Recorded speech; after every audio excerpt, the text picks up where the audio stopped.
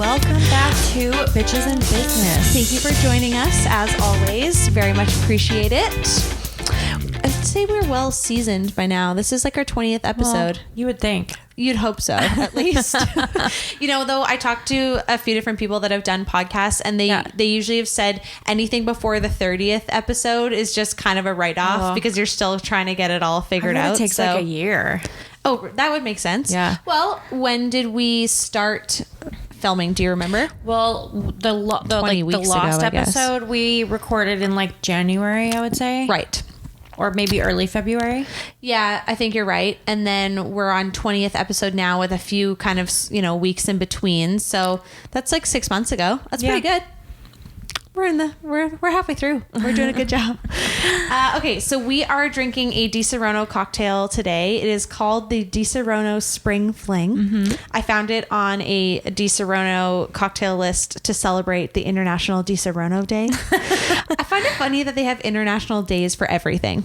Self-proclaimed International Day. Every single day is like 5 things International Day. Anyways, so this cocktail features Di Serono, gin, Grand Marnier, or triple sec. I used triple sec because that's what we had. Pineapple juice, some muddled strawberries, and a couple dashes of bitters, and then topped off with soda. Very, very delicious. I can post the recipe on our Instagram for you to make it, but good spring summer cocktail, but it'll work for this rainy fall November day just as well. Delicious. It's very good. I love Di Serono. It's not my thing. Oh, really? Mm-hmm. I don't know. I like that almond flavor. Yeah. I kind of like a little bit of that almond flavor, and it's subtle, not too overpowering, and it's low alcohol, so you can drink like 10 of them and no one even notices. Mm-hmm. All right. Should we start off talking about the elephant in the room? Yeah, let's do it. Salt Lake City. Yeah. So, it was episode 9, I believe, that aired on Sunday. I don't know how many. I believe it was. So, Real Housewives of Salt Lake City. We are finally getting to the episode where Jen Shah gets arrested. Oh my God. We had a little bit of a sneak peek at the very beginning of the season. Yeah. And then now we've finally gotten up to the timeline of when it happened. Well, she hasn't been arrested yet. Sorry, but it's the precursor to her getting arrested. The feds came and looked for her on the bus they were going to take to Vail, and she was not there. I saw something today that said the episode should have been called Jail, Not Vail. Because God. Whitney was like making jokes about like, is this a prank? Like, are we getting strippers? Is this what's going on here? So I thought that was kind of cute, like calling the episode Jail, Not Vail. I like that. I know. That is hilarious. So we kind of get through most of the episode of, sorry. I was going to just jump over this whole event that happened in the episode. We start off the episode with Mary inviting the women to a cooking class. Yes. Which, to be honest, I thought was going to be quite boring. I was really just excited to get to the part where Jen gets arrested. And so I had started watching the episode, and I stopped watching, and I texted Allie and I said, the episode's kind of boring. I'm just at the cooking class. And Allie goes, the cooking class is insane. And I'm like, what? What do you mean? It was so boring. No. And then I press play and all hell breaks loose.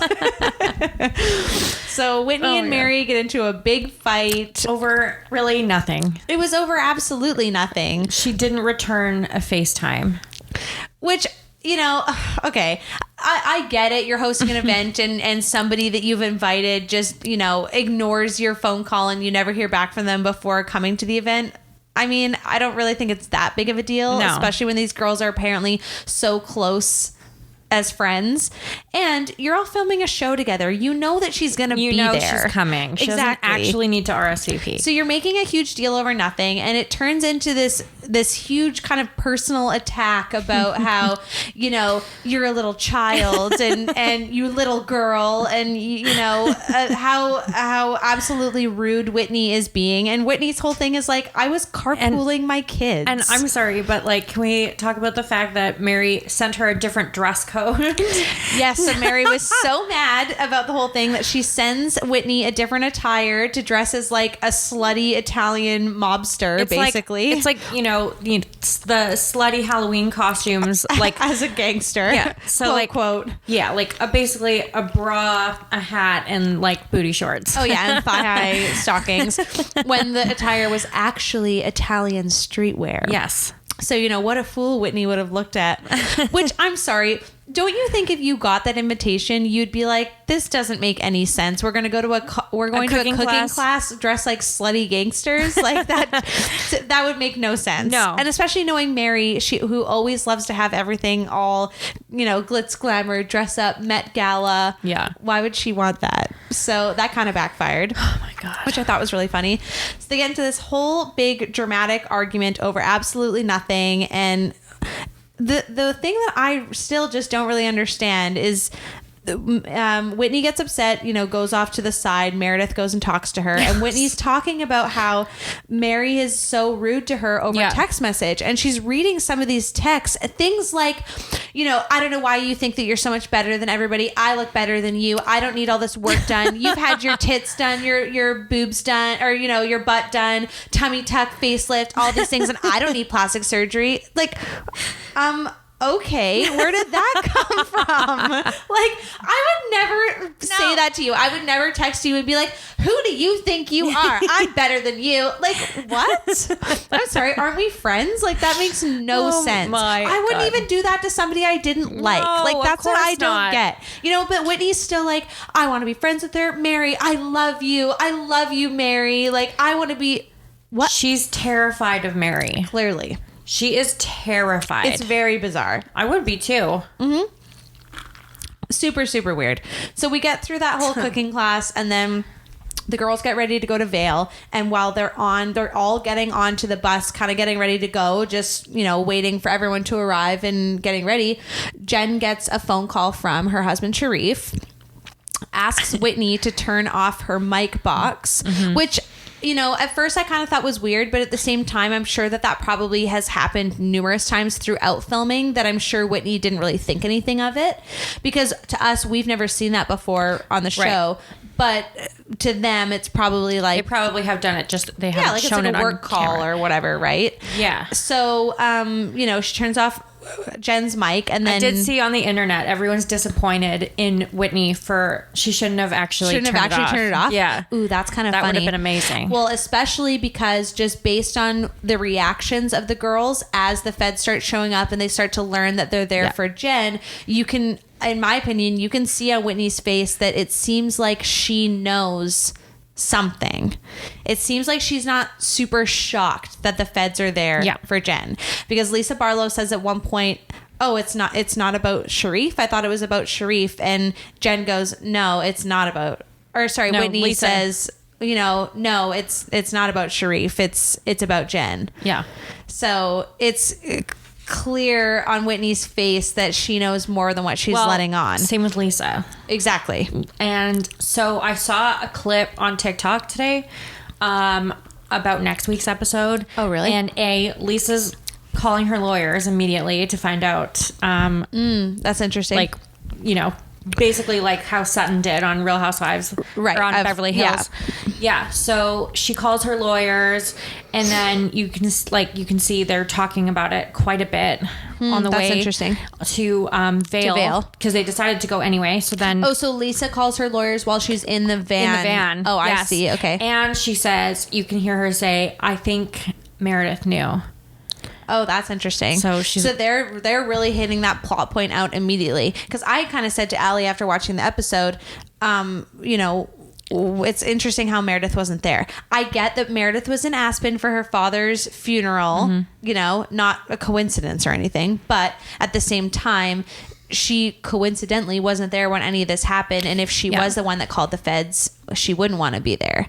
Right. But at the same time, if you should be there really to make it look like you didn't call the feds. Yeah. So I didn't think that was going to come out so soon that they were going to start pointing fingers at people. Oh yeah, sounds like it's like pretty much immediately. Because I wouldn't suspect my friends right away. I'd probably suspect more people that I worked with right away. This is what Lisa says, which is just like such bullshit. She was like, only 7 people knew where we were. They knew we were going to be at Beauty Lab and Laser. Other than our families, it was only 7 people. And it's like, well, that's not true. No, look at all the producers and everybody involved with the show. All the cast and crew. 100%. Anybody who worked at Beauty Lab probably knew. True. And people that worked for Jen probably knew him. She has 8 assistants. Yeah, you think that none of them know where she's going to be? 100%. So that pool is way bigger. Basically, Lisa's saying the only people that could have known are the 7 of us. So she's trying to manipulate the story now to point it towards that. Yes. Yeah, which isn't the first time that she's done that this season. I can just see right you through can already everything see how she the does. stories are going to not get set up for sure. So she's not very good interesting. at that. No, she's not. Yeah. I find it really strange that Jen was so calm throughout that whole situation because, you know, she gets a phone call from Sharif and then she says to Heather, like, I have to go. Something's wrong with Sharif. I have to go. And then Heather says, well, are you going to say goodbye to the girls? And she's like, yeah, I will. And she goes in and like has the whole conversation, which is the conversation that she has is also really weird because she says, Sharif has internal bleeding and I don't really know what's going on. Like he was at the he was already there for an appointment and he has internal bleeding. So I have to go. Yeah.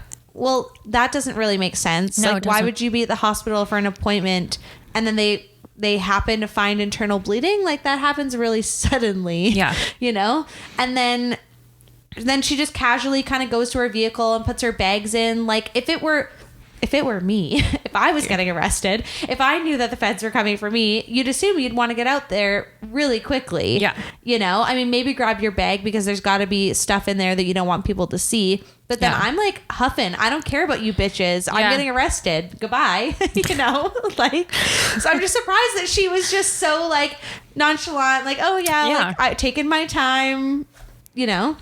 Yeah. The whole thing is just very bizarre. It is really weird. And I also think, personally, I think it was kind of weird, the reaction from the women as well. Like when the feds started showing up and they started hearing Jen's name, none of them really moved. None of them got out of the van or anything. All of them were just kind of like, you know, wait, what's going on? Like they're talking about Jen. Like Heather being a business owner, you're in front of your business and there's all this police and SWAT teams and everything showing up in front of your business. I would be immediately out there. What's going on? What's happening? What's, you know? And so I get she was kind of in shock, but at the same time, I don't know what I would do though. Yeah. I don't know. I guess maybe I'm just like too nosy. Like I'd be out there immediately being like, what's going on? I think I would just be like, you know what? If they need us, they will come get us. I guess so. I think I might just like stay put. I guess so. I don't know. I just think especially as a business owner, I personally would be out there immediately being like, what's happening? What's going on? Is my business in trouble? Like, because don't you think you're sitting in front of your business and all these cops show up? Wouldn't the first thought in your mind be something's happened to my business? Yeah. You know? So then I'd be out there immediately like, what's going on? She did eventually go. Yeah. But I don't know. I kind of thought it was weird, the reaction time of the women. It's almost like it wasn't really surprising to them that it was happening, you know? Yeah. It's very bizarre. It is really weird. I don't know what to think about that. No. So I'm interested to see as this all starts to play out what happens. Yeah. Now they haven't filmed the reunion yet, right? No. So... But she's not, like, Jen's not in jail or anything now, right? Okay. So, because what is the current status of what's going on with her, you know, being arrested, legal, all that kind of stuff? I don't know. I haven't really heard that much. Okay. Because obviously it's going to be a long process. Right. So they're probably going through that whole process right now. I don't know. I haven't heard anything. Okay. So. But what I did hear is that next week's episode is possibly one of the best Real Housewives episodes of all time, which is awesome. Yeah, and I'm very excited about really that. Excited, and I think it's 90 minutes also. Oh, really? Mm-hmm. Yeah, it's for only being the second season of a franchise, they have had some pretty shocking stuff so far. Yeah, so it's been really good. Really good. Now, there was no episode of Beverly Hills this week, obviously. No, because the done. reunion was done. So it's done now until, so I guess they're probably still filming right now. They just started. They just started filming, Yeah. right? Okay. So yeah, so we won't see anything until like, you know, probably May or something of next year. Bummer. I'm thinking. But Real Housewives Ultimate Girls Trip is coming up in a couple of weeks. I think 2 weeks. Okay. What else? And then Orange County is starting December 1st. Gotcha. So then you also sent me a TikTok today about Lisa Vanderpump. Lisa Vanderpump. Which I wanted to talk about. Okay. So yes, I also wanted to talk about that. Who is the guy that made this TikTok? Okay, so he is a lawyer. Okay. And he knows Lisa Vanderpump personally. Right. He said that he's hung out with her about 30 to 40 times, which is very significant. That's a lot. Because, I mean, you know, you and I have hung out obviously more than that, but at the same time, like 30 to 40 times, that is a lot. That's like a little bit more than an acquaintance. 100%. Like that's coming to like intimate gatherings, parties, dinners, events, whatever. So I saw this last week that there was some sort of hearing in West Hollywood to talk about raising the minimum wage to $17.64. Right.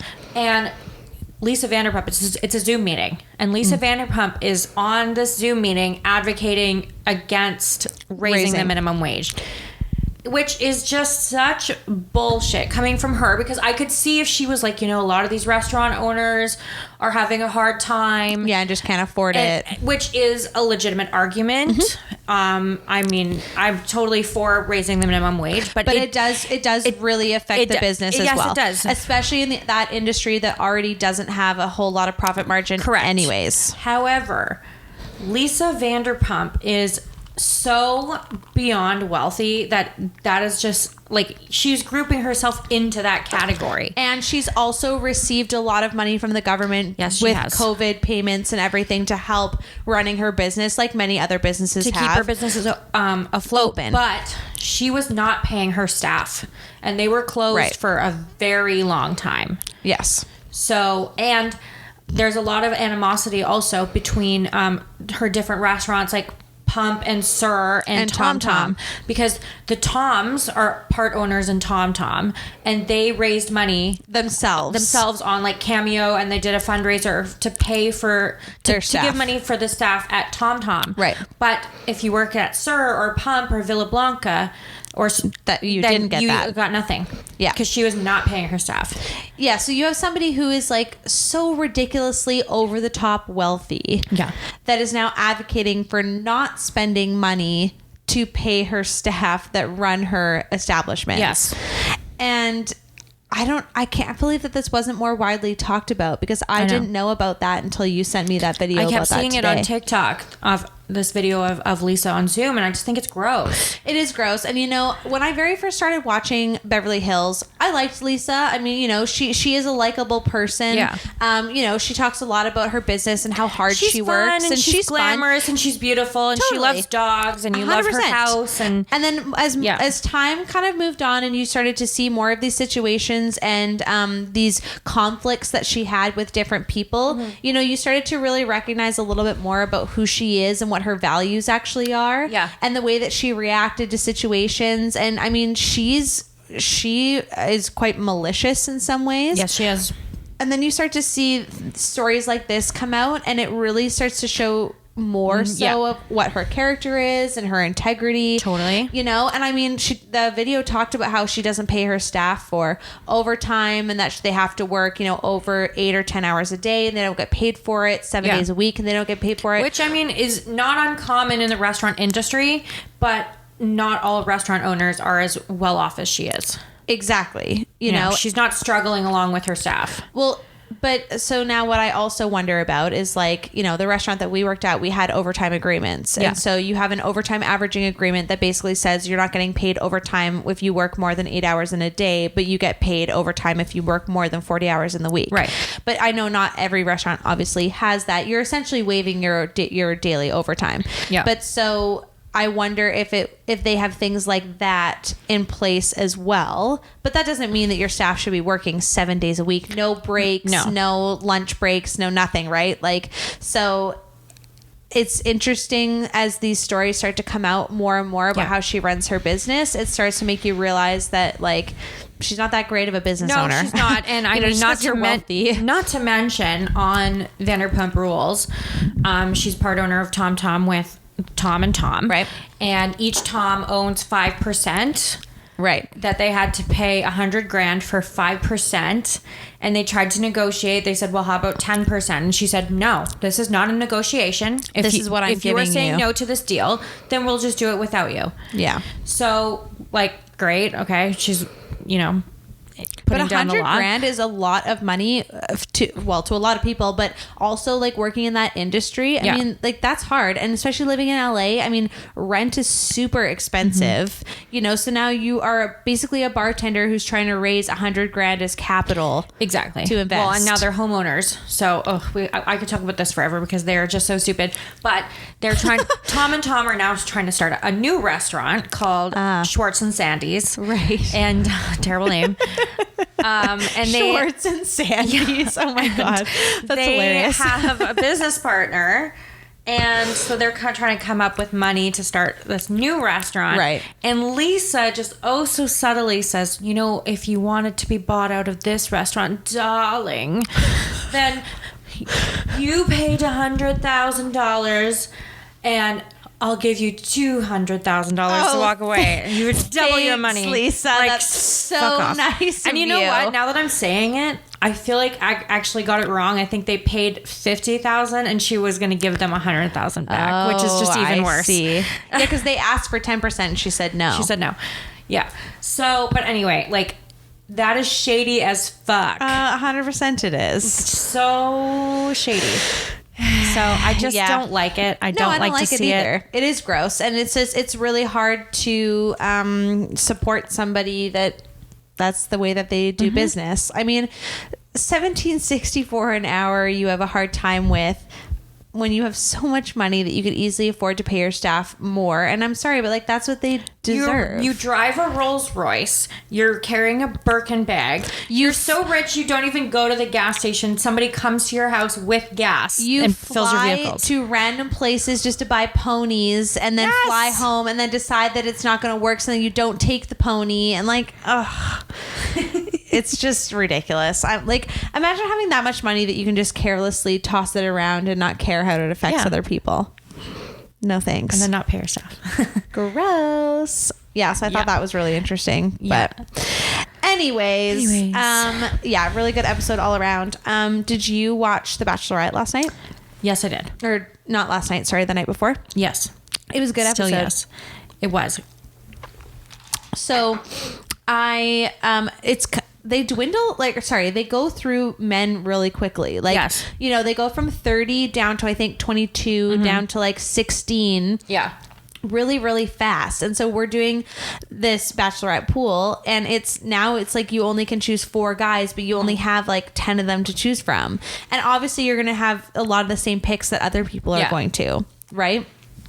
So yeah, I thought that the episode was good. However, it's kind of like, I don't know, I feel bad for her in some ways, like when she was talking about how she didn't feel seen, and she goes to that whole group date, none of the guys were even remotely interested in hanging out with her. I know, I felt so bad for her. Yeah, because I get what she's saying. Like, when you are a contestant, you are trying your hardest to get seen between you and the other 30 women. Yeah, you know, so you're trying to have as many of those moments as you can so that that person recognizes you and remembers you. And then when you're now in that position as the Bachelorette and nobody is paying attention to you or wanting to spend time with you. It's like, they're all like broing out. They only care about hanging out with each other. Slumber party. Yeah. So you go to a slumber party where you're all wearing lame pajamas and hugging teddy bears and you're broing out with each other rather than hang with. And Michelle, I mean, she looked really damn good. She looked amazing in her outfit. You know, so I mean, I would understand that for sure of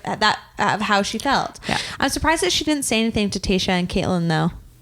Because she was sitting on the couch and they were kind of like, are you okay? And she's like, I'm okay. Like, I'm trying not to cry. Like, don't cry. And then they didn't press and she didn't really say anything, you know, until later. But Yeah, very interesting. I still, like in past seasons, I've kind of had a bit of an inkling of who I thought might be there at the end, and I'm just not. I'm always wrong. I'm not really sure right now. Like, at first I thought Joe, because she kind of had that connection with him. She had that Minnesota connection. Then I kind of thought Nate, because she seems so into Nate, and now she's kind of like not really sure. I do not like him. I don't like him either. I don't know. I liked Chris S. He was the guy that was like, at the final cocktail party before the rose ceremony, he was the one that was like, I wasn't at the cocktail party, but I found it really you like him? I like him because I think he reminds me of Jeremy. Oh, I don't like him. Well, I find him attractive. Oh, but he's like this tall. Yeah, well, I don't think I agree with you. I don't find him, I don't notice height. I just think visually he's attractive. Okay. And he reminds me of Jeremy, and I think that's why I like him. Okay. That makes sense. But then after watching him like say his whole spiel and now nobody likes him, it's like, well, you're done. Yeah, I don't like him. And I know that Michelle isn't going to pick him. No.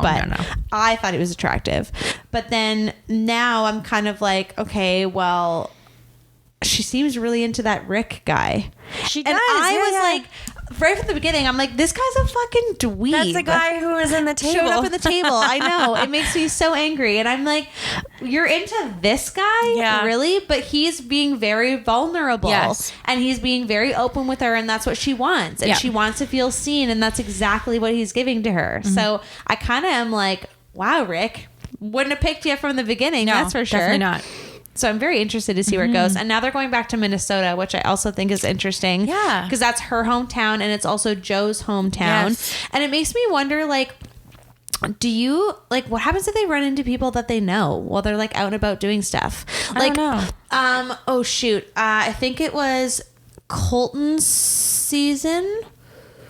I think it was Colton's season where they had a one-on-one date, and they go and like there's a singer on stage or whatever, and I think it was the guy that was playing, like the guy that was the artist that was singing. No. This was Pilot Pete season.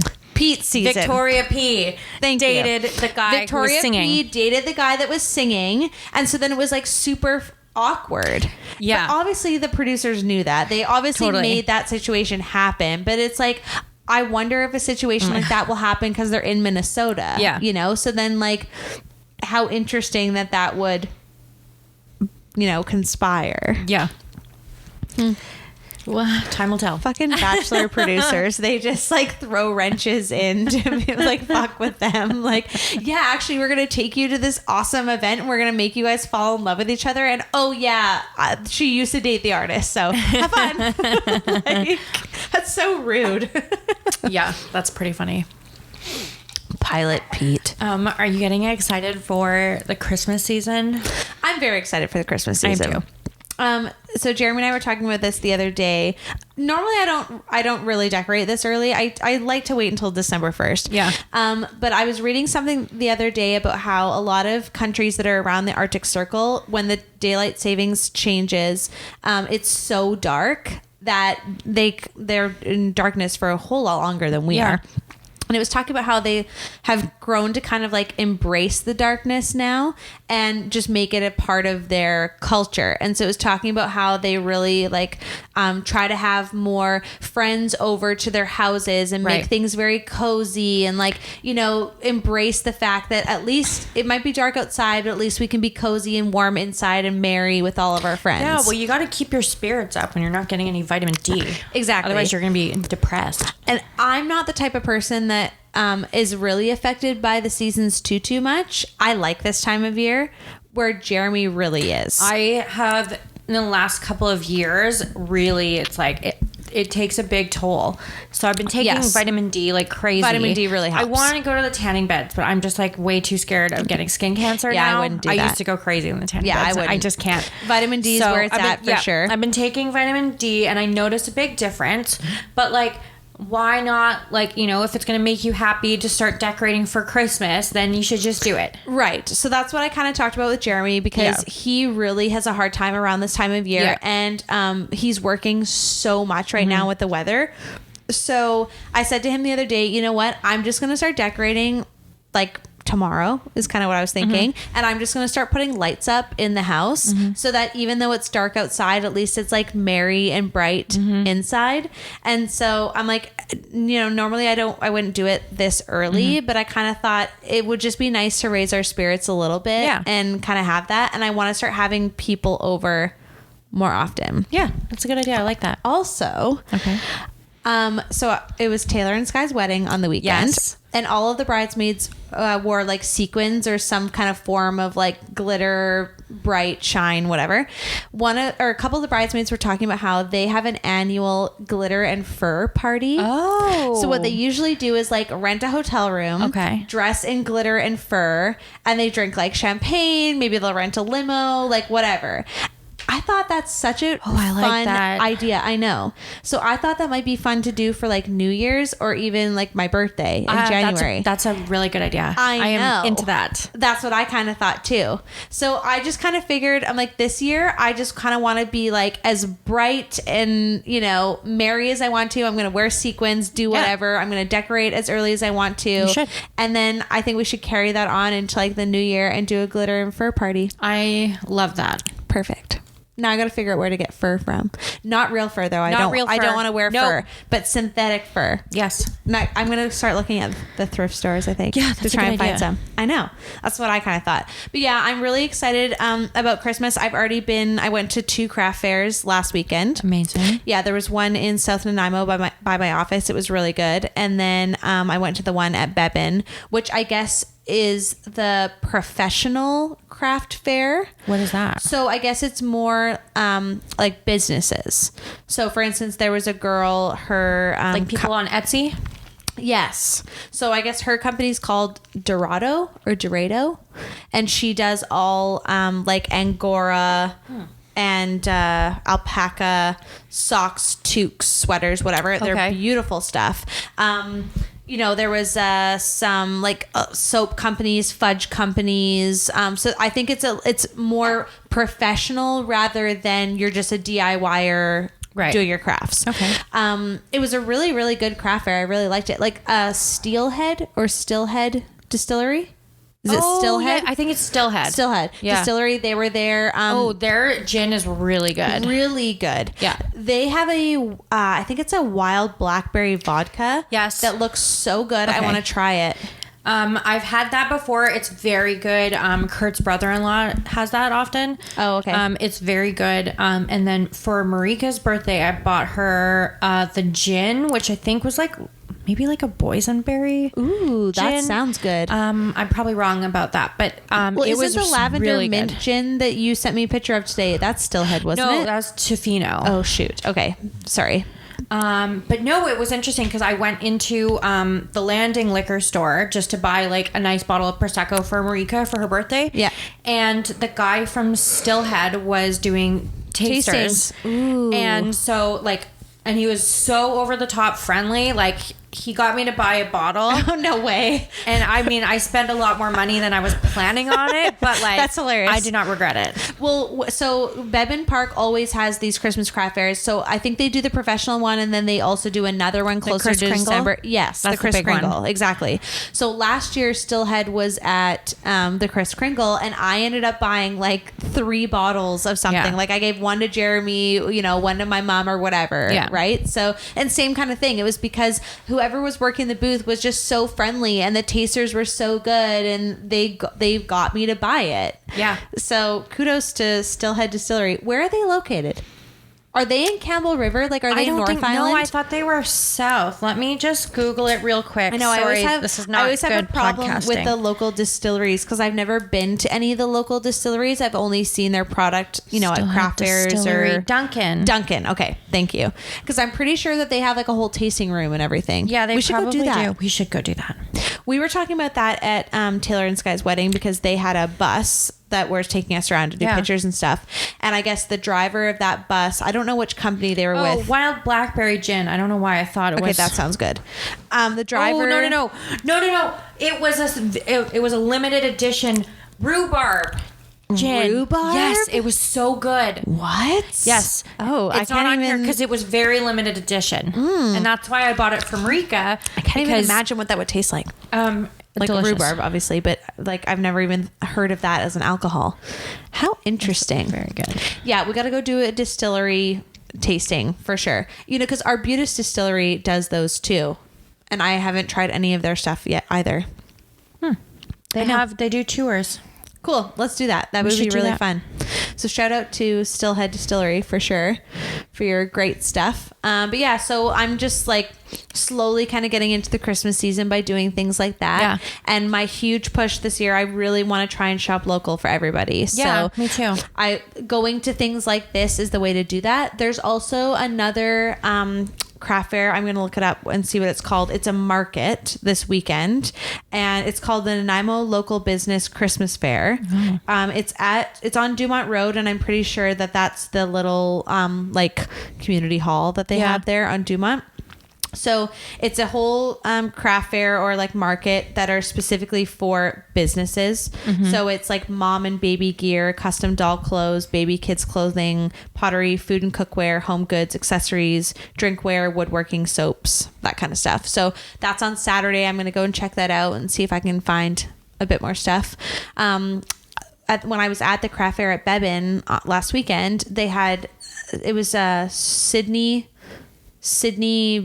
oh shoot, I don't even remember what their company's called, but they do beef jerky. It was just called like Sydney Beef Jerky. Okay.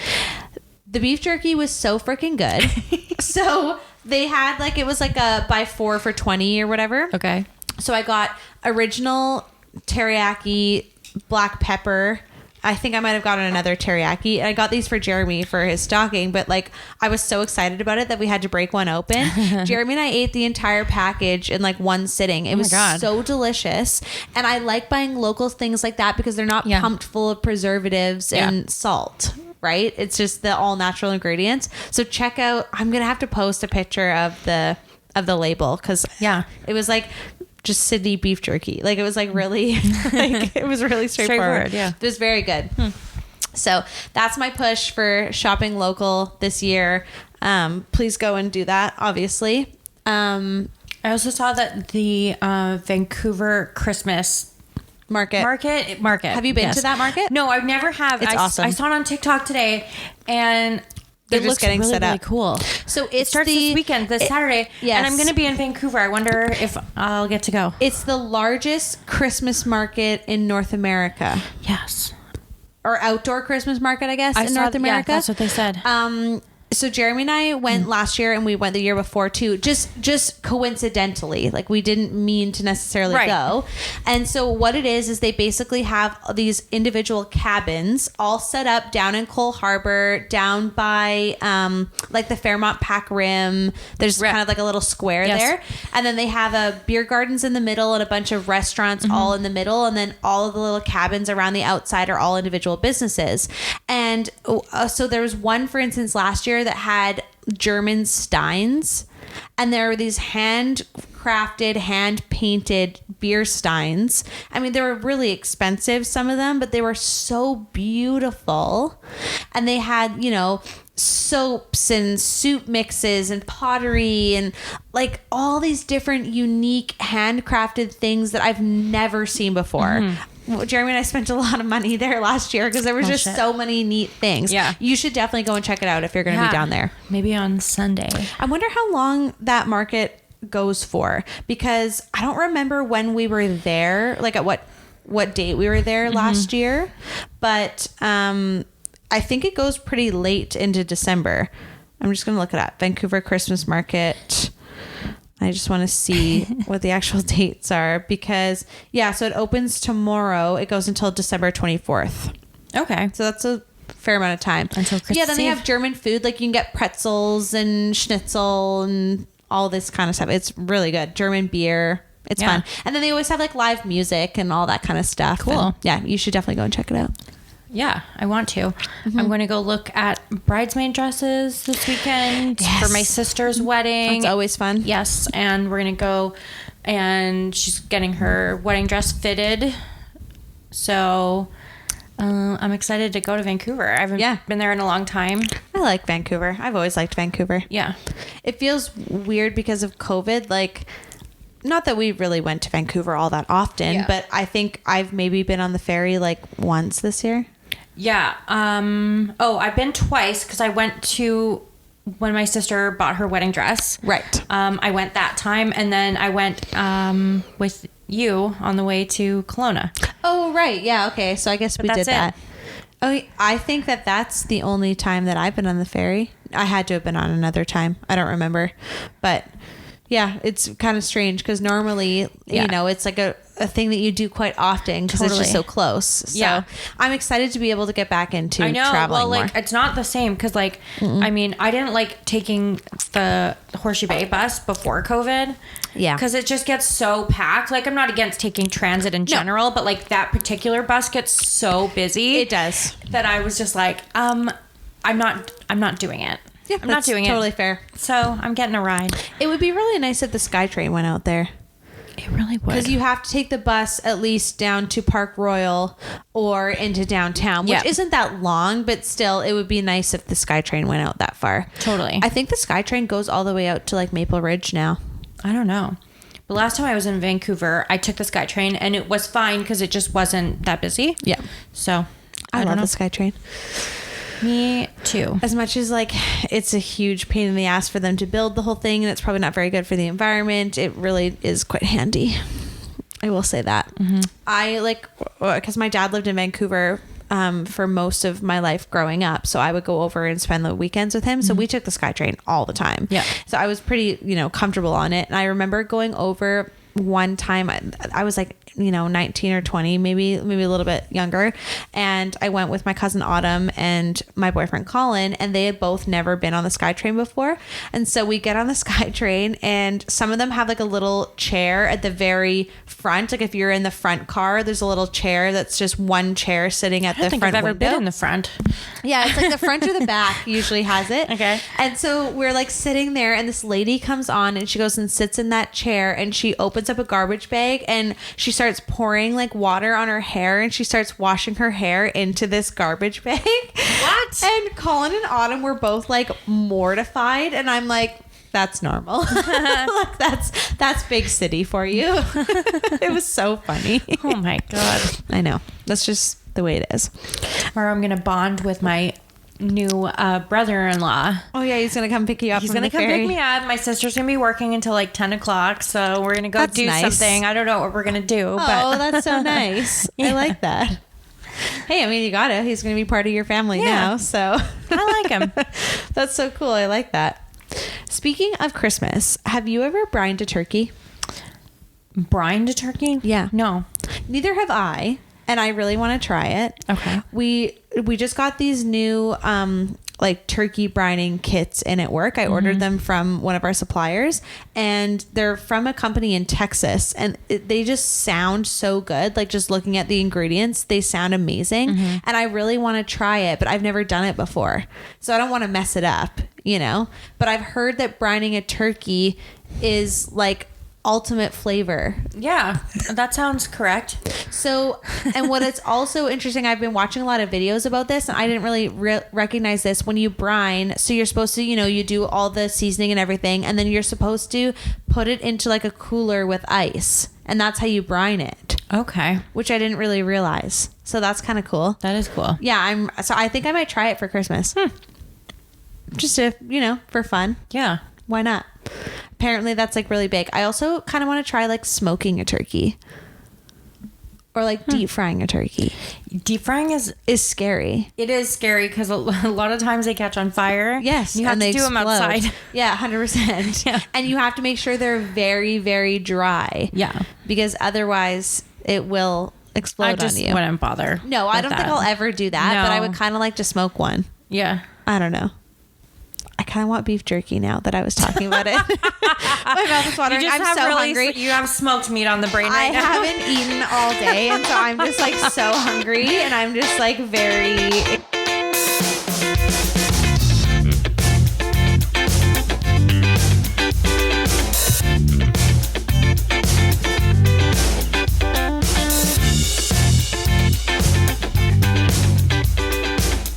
Okay, Okay, sorry, we had to take a break because we were having some technical difficulties. Yeah. But we're back. We're back. Sorry.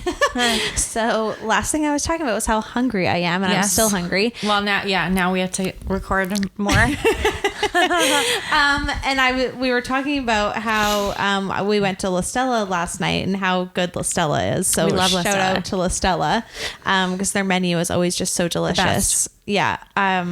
So happy that we have good restaurants like that. Yes. Jeremy was working the other night and I just didn't really feel like cooking by myself. So I was driving around trying to figure out where I wanted to eat. And like, there was nothing open past 8 p.m. And all I wanted was like really good Japanese or like Korean food or something. Yeah. And there was just nothing open. I mean, I could have gone to Nori, but that was way in the north end and I just didn't want to drive up there. But I feel you. It's fine. It is what it is. Yeah. Yeah. Anyways, so Allie just found a really interesting video of a... Yes. Okay. So while Cher was fixing our technical difficulties and I was just, passing the time as one does, and I went on TikTok and there was another clip from next week's episode of Salt Lake City where they're on the bus. And Lisa goes, "I'm going to call Meredith." I think it's weird that she also announces that, like, hey, you guys, like, I'm gonna call her. Like, I wonder if she knows about this. Yeah, I wonder if Meredith knows that Jen's been arrested. Like, I would have just called her. So Lisa calls Meredith, and Meredith is at the vacation rental already. She's excited for the girls to get there, and they're like, hey, Meredith, Jen got arrested in the parking lot of Beauty Lab. Like, a full SWAT team came, and she's like, oh, I'm not surprised.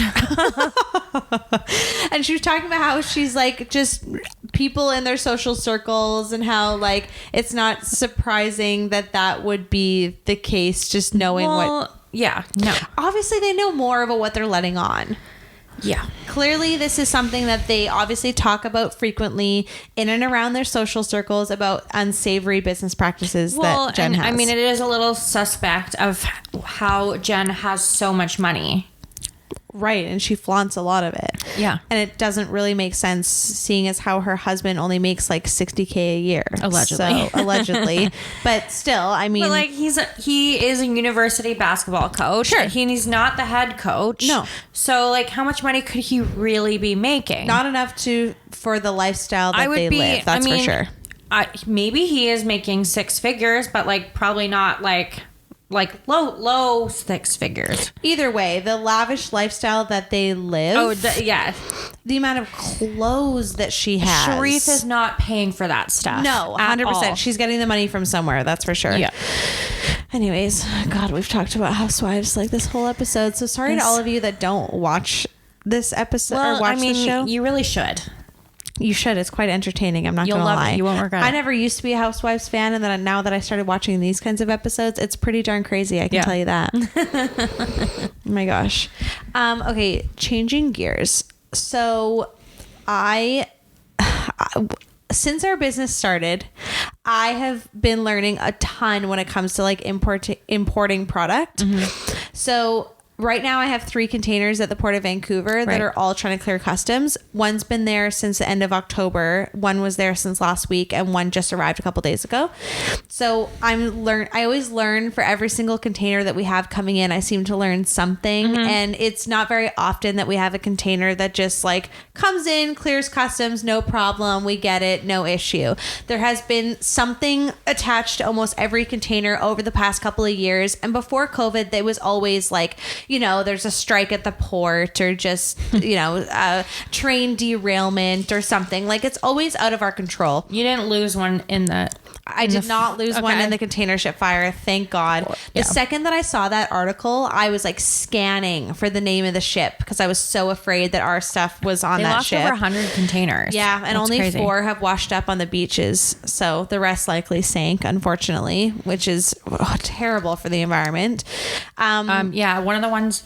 Well, there's like appliances and stuff. Like, that can't be fridges. good. Yeah, so the fridges started coming and washing up. And, just look at all the stuff and the materials that kind of have to get salvaged for those kinds of things, right? Yeah, that's bad. So 2 of the containers that we have in Vancouver right now, I'm having a hard time clearing customs because of the CFIA requirements. So anything that you bring into Canada...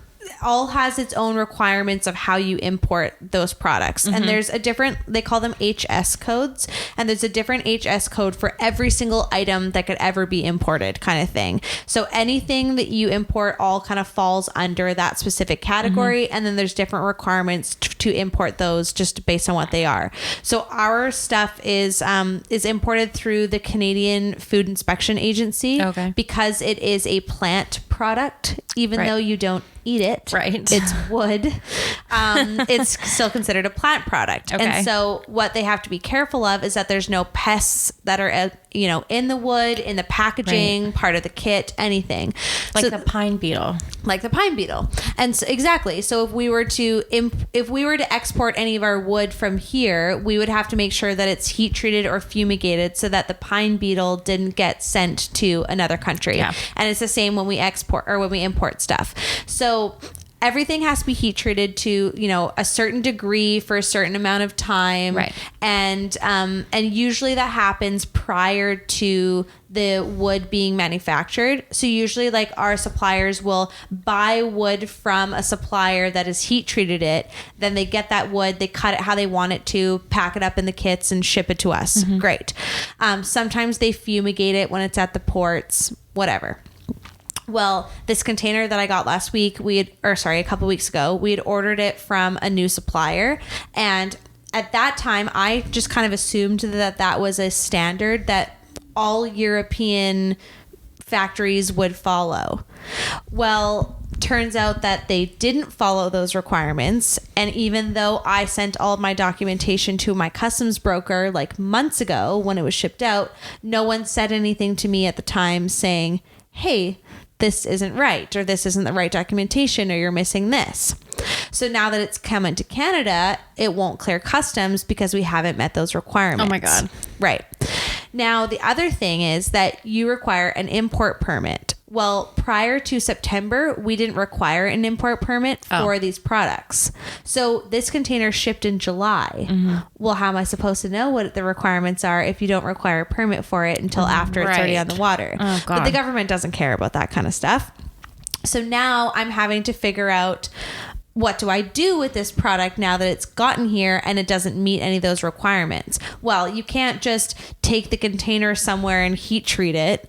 You can't just take the product out and heat treat it either, because as soon as you open up the package, if there's pests in there, which there never is. Oh my God. There never is. But of course, the government doesn't know that, right? Fuck. So now, this has been my whole last 2 weeks, has been calling various members of the CFIA, of the CBSA, my customs brokers, my exporters, all these different people of what can we do? How do we fix this? How does it work? Well, my supplier says, well, we did heat treat it, but it was only for 29 minutes. What? Not for 30 minutes. Stop it. Yep. So the CFIA won't accept it. They have refused the entry because it wasn't a minimum of 30 minutes. Oh my God. Are you kidding me? Yep. So I'm like, okay, so what do I do? Oh, there's nothing I can do because I can't heat treat it. So I have to now surrender the entire container and have the product destroyed. Or we'll have to pay to send it back to Europe, see if they can heat treat it, or they can just take the product back and that's it. And we probably won't get our money back. So now, oh my God, we don't want to surrender it because that's a lot of money. I mean, we've spent like $70,000 on this container already. Yeah. I don't want to surrender it and see that product being destroyed. So now we're trying to look to send it back. Well, I've never exported anything before. So now I'm going through this whole process of now we need an export customs broker to work with. And now we need all the documentation. You need an importer for that. Exporter. I need an importer like Art exporter. Vandelay. So where is Art Vandelay? I've been watching Seinfeld lately, and every single time they talk about he's an importer exporter. Well, he doesn't want to focus on the importing anymore. He only wants to focus on the exporting now. But really, need you should an do importer both. exporter. You need Art Vandelay. Where is he?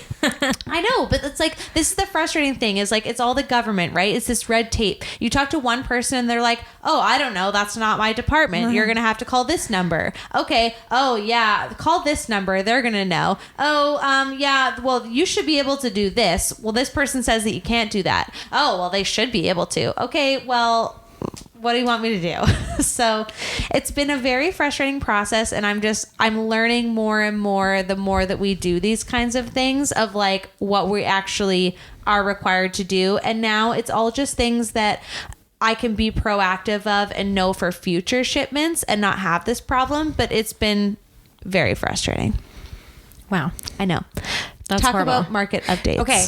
I just realized I didn't talk about it last week. Yeah, well, because the numbers had just come out when we talked about it. We recorded on November 1st. Right. And so I didn't quite have the data ready yet. Correct. But are you ready for this? I'm ready. Okay.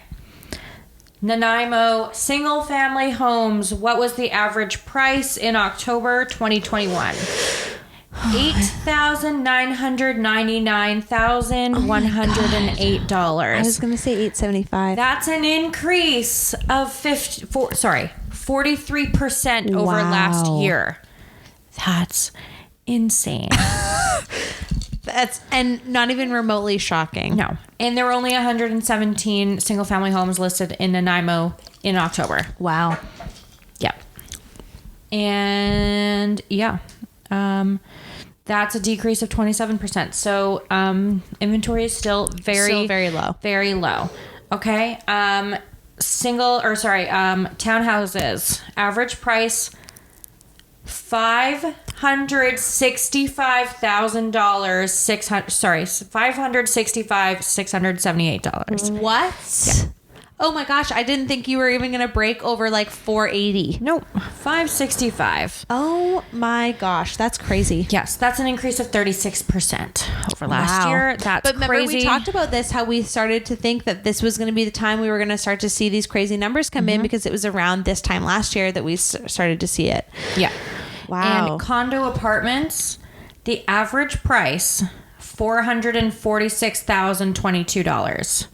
Yeah, where you were where That's, like you wouldn't even be able to see them over 300 grand, 5 years ago. No. Wow. That's an increase of 36%. There was only 22 condo apartments listed in October. That's a decrease of 53%, and there was 31 sold. Wow. That's 141% of the inventory. Oh my gosh, that's crazy. Yeah. It is crazy. So now, do you think, are you starting to see a little bit of a shift with numbers coming down a little bit? I mean, there's a house that got listed just up the road from us, and it's listed at $860 right now, where we were seeing houses sell for into the 900s, over $1 million. That one got, I think, 16 offers. Really? Mm-hmm. Let me see gosh. if it's been marked as sold. So then the other thing that I was wondering about too is with interest rates that are starting to rise and the cooling off period. Do you know much about this cooling off period? I know as much as I didn't read anything. There's not very much to know because it's just proposed. But basically what the government is proposing, and by the way, they did not ask one single real estate professional what their opinion was. Yeah. So if they asked even one, then they would tell you that this is a terrible idea and this is just not going to work. Yes, I've heard this. But basically what they're proposing is that there's going to be what they call a cooling off period, and it's going to be similar to what the regulations are for a development. So like a new development is under the jurisdiction of RHDMA, which is a real estate marketing developers agreement. Mm-hmm. And so basically under that agreement, a new buyer has the opportunity to walk away from the deal with no consequences and for any reason whatsoever within 7 days of an accepted offer. Oh, wow. So that is just insane. So what they're basically trying to do is give the buyers more of like a, it's just very unbalanced. So the buyers now are going to have more power because they're able to walk away. But what that's going to do, the main problem that we have right now is lack of inventory. That's why it's so unsettling for buyers. It's not for any other reason. Right. So now it's like, who's going to want to sell their house when they know that they get an accepted offer and then it could just fall through? It could just fall through for any reason whatsoever. Even if they accept an unconditional offer, it doesn't matter. So, but what was the point of this whole cooling off period then? So they're trying to reduce these crazy prices and multiple offers? I don't really understand how that. Yeah, they're just trying to give the buyers more power, and it's just it's not gonna work that way. And it's going to be detrimental to then the sellers, and no one else is going to want to put inventory in. It's giving you more time also to do your due diligence, which I took a course this week, and it really emphasized the fact of, subject free is not due diligence free. Right. You still have to do your due diligence, and even if you're not going to do an inspection, you still have to do your due diligence, and you're not going in blindly. Right. Because you need to be still an informed buyer no matter what. So that's kind of the thing behind it is like, oh, it's giving you more time, because it's like, people are just going to throw a subject free offer and just be super quick and not think about what it is. This is like more of like, they're not doing inspections. So, but it's just going to lead to insecure sellers. And if you're selling your house and then you're lining up your next deal, you're buying your next property, and then all of a sudden the buyer for your house all of a sudden pulls out for no reason, then that screws up you buying your next house. Right. So that's just not fair. It's a huge chain effect. Yeah. So I hope that the government comes to their senses. This house on Sarum Rise has not been marked as sold yet, so I don't know the sale price. That's interesting that they got so many offers, though. Yes. I mean, $860 is a decent price when you consider what some of the other houses around here have been selling for. So go for close to $1 million, I would say. That's crazy. I know. Well, as part of our refinancing process, they're valuing our house at $900,000. Wow. Yeah. Which is like insane. A year later to go up, half of the value. Really, that's just insane. It's nuts. But that's just the market for you, really. And I mean, there's a lot more development happening, but it's it's crazy just to see how much higher than the listing price houses are still selling for. I mean, sellers really are in the best position right now. They are. Anyway, well, on that note, Debbie Downer. Wah, wah. Now that you're thoroughly depressed after listening to our podcast. We're going to wrap it up. We're going to go for dinner at the place where we used to work. Yay. We're going to go for dinner. I already know what I'm going to get because I've eaten everything on the menu about 1,000 times. So nothing's a surprise to me anymore. And then we will see all of you lovelies next week. Yay. Thanks for listening. Thank you. Please go follow us at Bitches in Business, at Allie Morrison, and at sharerow.wat. That's correct. Hey. Thank you. And we'll see you next week. Okay. Bye.